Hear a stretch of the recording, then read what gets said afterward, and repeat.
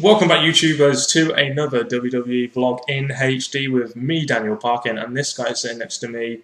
It's the legendary NJ. What's up? What's up, NJ? What's up to you guys out there? Today we are going to be doing our first Q&A video.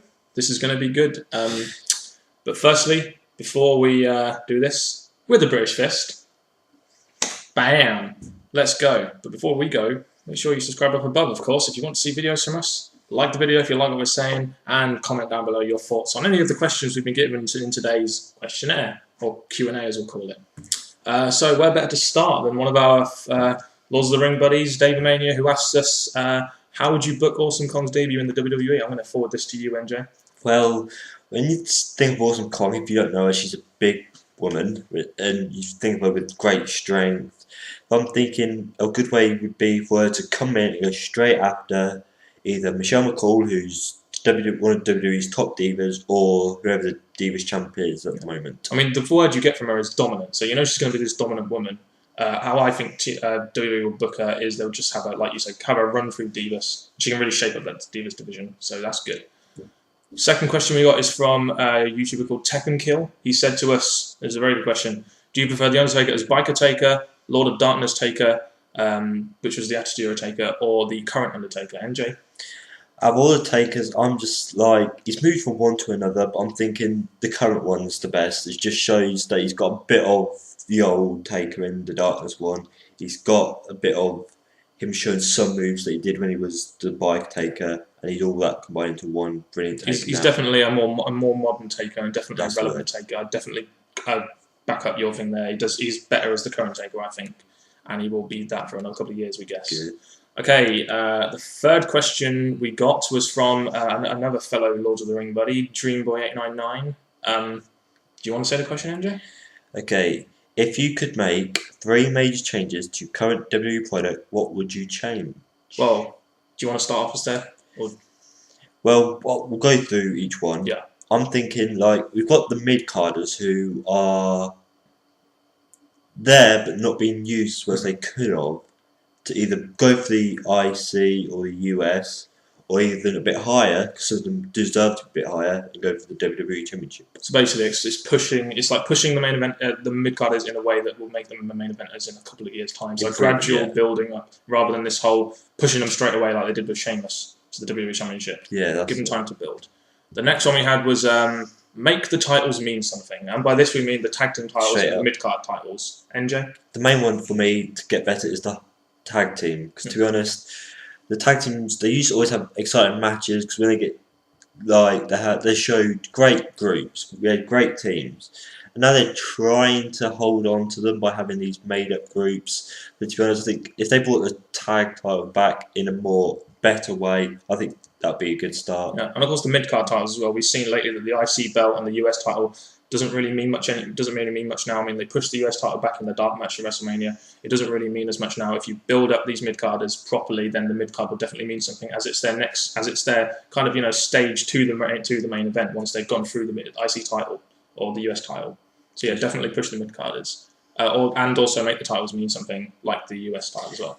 And now this third point is one I think should be important. We have like people who like Kane, Big Show, Sheamus, Wade Barrett, who were once up high going for the WWE or World Heavyweight title, and now they're just floating about down in the mid card. I'm thinking the reason you're not having much different varied main events is because most of your main events you've moved down instead of keeping them up. I do agree with you I do agree with you there with people like Kane. I mean, people like Sheamus and Barrett, they pushed very quickly, but with someone like Barrett, they definitely deserve the title. Well, pushing too quickly, I think out of both of them, it would be Sheamus too quickly. Yeah. But Wade, he deserved it. He got up high. He went, and then he went into main events where he could have won the title if it weren't for Cena. Kane and Big Show could definitely be main event stars. Just at the moment, they're in this stupid feud with the Core. So get them out of that feud, get them at the main event. They could easily put on a great main event. We all know that. Do you want to read the second question that you sent us? Okay. Who do you think are the top 5 hottest divas in WWE history? Oh, how am I? I'm going to enjoy answering this one. Do you want to go first, MJ? You've got your opinions first. Well, I'll go through them. We have Lita, Victoria, Mickie James, who's now gone to TNA. Oh dear. Same as is it Victoria? Yeah. Yeah. And Chrissy Hem. And Dawn Marie and Chrissy Hem. Why are they your hottest 5? AJ? Oh, it's just that as well as being great divas, they look good when they move in the ring. Their bodies don't wobble about too much. Yeah, I think they're just great divas. Well, in my opinion, I was to pick in the top 5 hottest divas purely based on looks. I mean, for me, like people like Trish Stratus, Stacey Keibler, Maria Kanellis, Tori Wilson and Kelly Kelly are both 5 very hot divas. Just off the top of my head that I could think of before when we were planning this Q&A. So they're definitely 5 of the hottest divas, I think, in my opinion, in the WWE ever. Do you have any more opinions on that question that you want to get out? No, I just think there's loads of divas. It's hard to pick out our 5. Okay. And this next question that Dreamboy sent us was a very hard question. We'll read the question out first. What would be a dream match you would most want to see? Now, we kind of had a little bit of difficulty deciding this because, we had a lot of things to take into account. But the one we did overall was... well, first person, we'd have a triple threat match. First person would be the 80s, 90s Hogan because he was the big face back then. And the main point of this would be for the people from the 3 main eras of wrestling to face each other. What was our second person? Our second person was Stone Cold, Steve Austin. Or The Rock. Or the Attitude Era Rock, yeah. And again, this goes into the thing, they're both Attitude Era guys. We didn't know which one to pick because they're both good. I mean, we both have different opinions of them.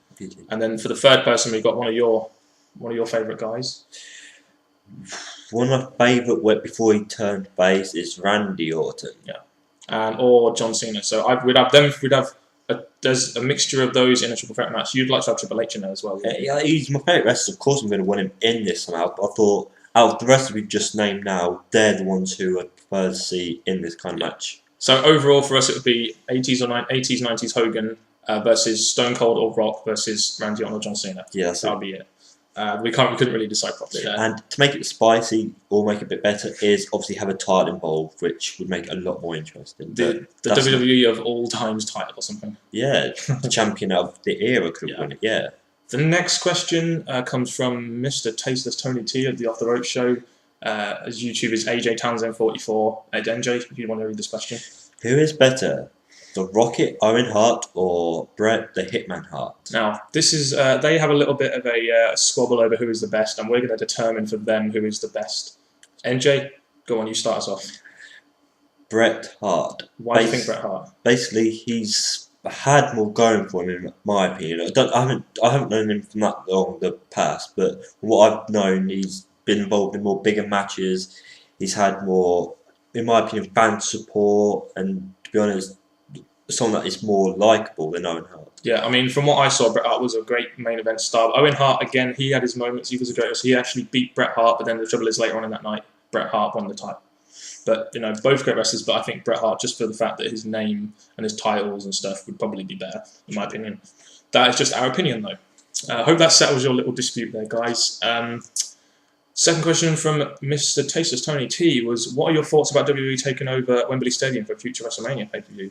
Go ahead, AJ. Well, I live in the UK. We live in the UK as it is, and the thing is, the arena is there to be used, and it can hold enough fans, it can hold enough people in there, and it's always there for an option. But I don't think the WWE are looking at the UK as much as they are looking at the US. I mean, of course, we all know wrestling is big in the UK, and some people would, it would be a once-in-a-lifetime opportunity for some people in the UK to see a WrestleMania in England. But you also have the problem of the times and stuff. Would it mess with the Americans' times and stuff? Well, even if it does, we have to do it every time we watch Raw. That's actually true. Yeah, so who cares if it's your time? Who cares? I think it's definitely a possibility, and I think the British people would jump at the opportunity, so I don't see why they shouldn't do it. Yeah. Yeah. Remember, we are the British Fist. Yeah. Yeah. Push away Barrett or Drew back as well. We riot. Yeah. Come to the UK. Come on. Okay then. So thanks for the questions, Mr. Tasteless One.